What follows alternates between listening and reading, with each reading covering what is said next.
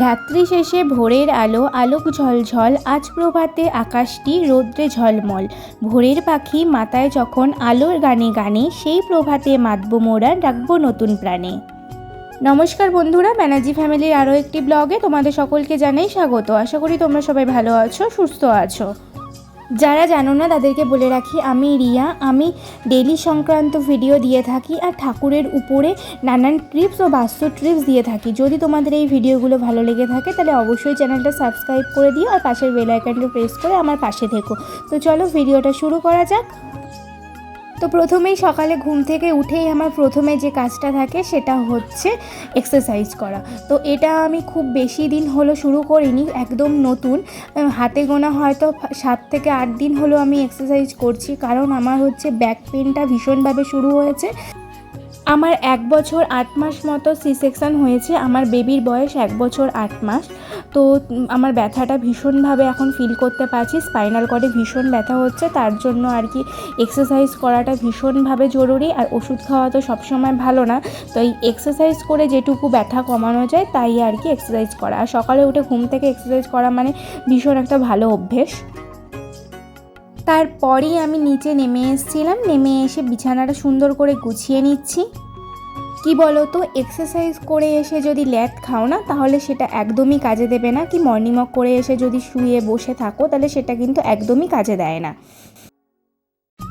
আমার মনে হয় এক্সারসাইজ করে এসে বা মর্নিং ওয়াক করে এসে ঘরের যা কাজ রয়েছে, তোমাদের যা রুটিন থাকে প্রতিদিনের, সেগুলো করে নেওয়া সবথেকে বেস্ট। কারণ যদি একবার বসে যাও তাহলে কিন্তু ভীষণ ল্যাদ লাগবে, তোমরা আর অন্যান্য কাজে যেতে পারবে না। তাহলে কিন্তু সেটা তোমার অপকারী হবে, উপকার হবে না। এক্সারসাইজ করে মর্নিং ওয়াক করে নিজের কাজটা করে নিতে হবে। তো আমি এক্সারসাইজ করেই আগে প্রথমে 1 গ্লাস গরম জল খেয়ে নিই, তারপরে সব কাজে লাগি।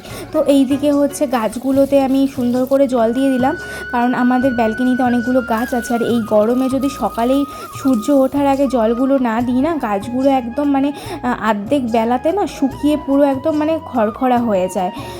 বিকালে আবারও জল দিতে হয়, কিন্তু সকালে জল দেওয়াটা মাস্ট। তো তারপরেই আমি চলে এসেছিলাম ঘরটা পরিষ্কার করে নিতে। আমাকে ডেলি ঘরটা মুছতে হয়, কারণ বাড়িতে একটা ছোট্ট বেবি আছে, হাইজেনিক ব্যাপারটাও কিন্তু মেনটেন করতে হয়। আর তারপরে প্লাস বাড়িতে আমাদের রয়েছে একটা ডগি, আর আমাদের বাড়ির সামনে রয়েছে রেল লাইন। তাহলে বুঝতেই পারছো ধুলোবালিটা কীরকমভাবে মানে প্রতিদিন পরে জানলা দরজা খুললে। তাই জন্যই আর কি প্রতিদিন আমার ঘর মোছা। তো তারপরেই আমি ঘর ঠর পরিষ্কার করে চলে গেছিলাম স্নানে, কারণ এরপরে তাড়াহুড়ো করছি, ঠাকুর ঘরে যেতে হবে। ওং নমঃ আদ্যমাতায় নমঃ ব্রহ্মবাচব ওং শিনু প্রভুখামি আদ্যশ্রুতং মহাফলং য পঠেৎ শততং ভক্তস্য এব বিষ্ণুবিল্লভ মিত্যব্যাধিভয়ং তস্য নাস্তি কিঞ্চিৎ কলহ যুগে অপুত্র লভেতে পুত্র তিপক্ষং শ্রবণং যোদি দৌমাস বন্ধন মুক্ত বিপ্রবক্তা সিনোতিতে মৃতবৎসা জীববৎস সম্মাসং শ্রবণং যদি নৌ সংকটের যুদ্ধে পঠনাজ্জাপৃতং লিখিতং স্থাপদে গৃহে নাগ্নিচৌর ভয়ং কিঞ্চিৎ রাজস্থানে জয়ী নিত্যং প্রসন্ন সর্বদেবতা পাপানি বিলংজান্তি মিত মুক্তি মহাফলং ওং হিং ব্রহ্মাণি ব্রহ্মলোকে চ বৈকুণ্ঠে সর্বমঙ্গলা ইন্দ্রাণী অমাবর্তম্বিকা বরুণালয়ে জমালয়ে কালরূপা। প্রথমেই তো ঠাকুর ঘরে এসে ধূপটা জ্বালিয়ে নিয়েছি, তারপরেই আমি বসে গেছিলাম একটুখানি হনুমান চল্লিশার আদ্যশ্রোতম পড়তে। সেটা আর তোমাদের সাথে শেয়ার করা হয়নি, তাই ভয়েসেই বলে দিলাম। আর তারপরেই পাপা মালাটা করে নিয়ে আমাকে দিল মাকে পরিয়ে নেওয়ার জন্য। ঠাকুর ঘরের সবথেকে ফেভারিট পার্ট হচ্ছে আমার মালা গাঁথা এবং মাকে মালা পরানো। এটা হচ্ছে ঠাকুর ঘরের সবথেকে আমার পছন্দের জিনিস। মানে এটা আমার আলাদাই একটা ভালো লাগা বলতে পারো। ফুল গেথে নিজের হাতে মালা করে মাকে পরানোর এটার একটা ভালোবাসাই আলাদা। শরণমস্বানাং সিদ্ধবিদ্যাধরানাং মুনিদর্জনানাং ব্যাধিবিপীড়াতানাং বিপতিগদানাং দস্তবিদ্যানাং তমসি শরণমেকা দেবী দুর্গে প্রসীদ। ওং হ্রিং দুং দুর্গে দুর্গে দুর্গতি দুর্গতি রক্ষণী স্বা। ওং হ্রিং দুং দুর্গা মাতা হই নমঃ।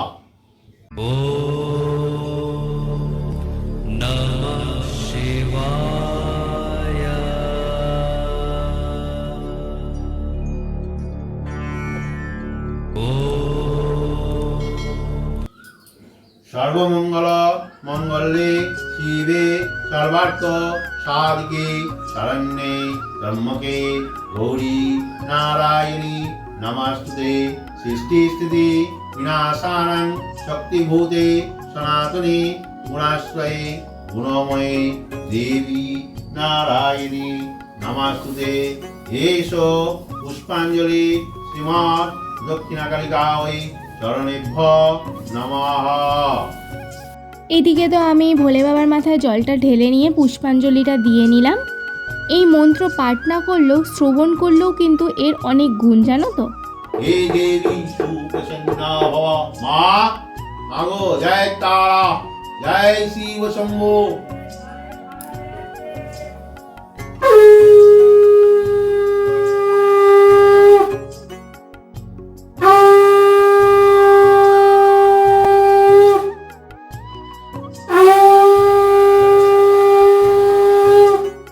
তারপরেই মামনি আজকে আমাদের জন্য টিফিনে বানাচ্ছিল গোলা রুটি। যাদের হাতে একদম টাইম থাকে না, ছটফট এই টিফিনটা বানিয়ে নেওয়ার জন্য একদম বেস্ট খাবার হচ্ছে এই গোলা রুটি।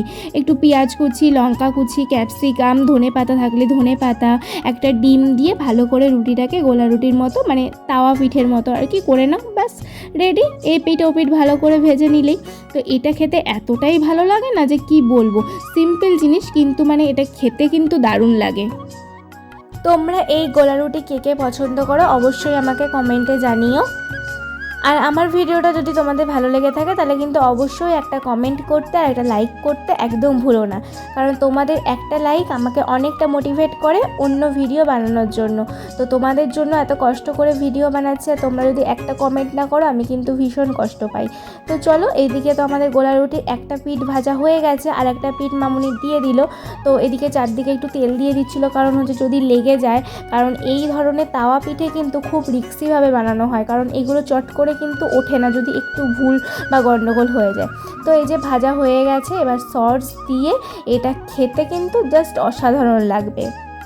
তো এরপরে আর আমি সারাদিনের কোনো ক্লিপ নিতে পারিনি, একটু ব্যস্ত হয়ে পড়েছিলাম। তারপর একেবারে চলে গেছি বিকালে। এই দেখো কি সুন্দর অস্ত যাচ্ছে সূর্যটা।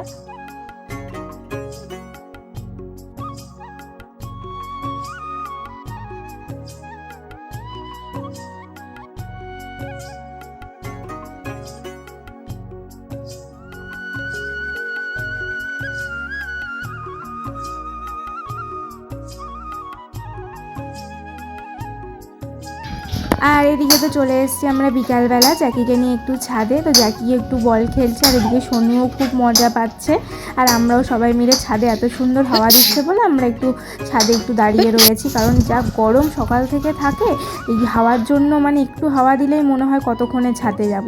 তো তারপরে আমি চলে এসেছিলাম নিচে আর চুলটা একটু ভালো করে আঁচড়ে নিচ্ছি।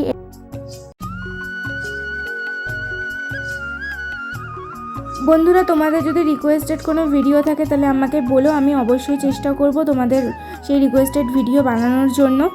তারপরেই বললাম মামনি একটু দইয়ের শরবত বানিয়েছিল, তো আমরা একটু দইয়ের শরবত খেয়ে নিয়েছি। কী বলো তো, এখন আর বিকালে না চা খেতে একদম ইচ্ছা করে না, কারণ একেই গরম, তার উপরে চা মানে আরও বেশি যেন গরম লাগে। তাই জন্য একটু ঠান্ডা ঠান্ডা শরবত হলে মন্দ হয় না। তো প্রতিদিনে একটু চেষ্টা করা হয় যে কিছু না কিছু একটু ঠান্ডা শরবত আর কি খাওয়ার জন্য। আর কি বলো তো, শরবতটা খাচ্ছি আর ভাবছি এতগুলো জামা কাপড় আমি কি করে একদিনে আয়রন করব। মানে অসম্ভব একদিনে আয়রন করা জামা কাপড়গুলো, মানে কাচতে কাচতে সব জমেছে একটার পর একটা, আর আমার আয়রন করাই হয়নি বলে সব জমে গেছে। আর এইদিকে তো আমি শরবতটা খেয়ে নিয়ে বসে গেছি জামা কাপড়গুলো আয়রন করতে। এত জামা কাপড় হয়েছে যে বলার মতো না, দেখতেই পাচ্ছ কত জামা কাপড় হয়েছে। একদিনে মনে হচ্ছে না সব জামা কাপড়গুলো আয়রন করতে পারবো বলে, তো যেটুকু পারি সেটুকুই করে নিই।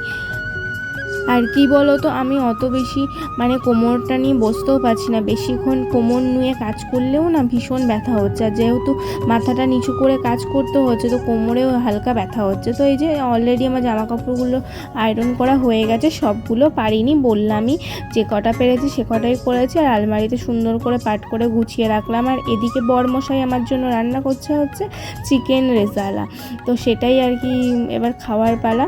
একদম কিচ্ছু নয়, পুরো রসুন ছাড়া পেঁয়াজ আর আদা দিয়ে একদম সামান্য অল্প মশলা, আর হচ্ছে স্পেশাল মশলা থাকে হচ্ছে মৌরি আর গোটা ধনে। তো ব্যাস এই দিয়ে আজকে রান্না হয়ে গেল চিকেনটা। সত্যি এত সুন্দর রসুন ছাড়া খেতে লেগেছে না, দুর্দান্ত। তো চলুন আমরা রাতের খাবারটা শেষ করে নিই। তাহলে চলুন ভিডিওটা এখানেই শেষ করি। সবাই ভালো থাকবেন, সুস্থ থাকবেন, দেখা হবে আবার পরবর্তী একটি ভিডিওতে। আর ভিডিওটা কেমন লাগলো অবশ্যই কমেন্ট বক্সে জানাবেন। আর যদি ভালো লেগে থাকে তাহলে একটা লাইক করতে কিন্তু একদম ভুলবেন না।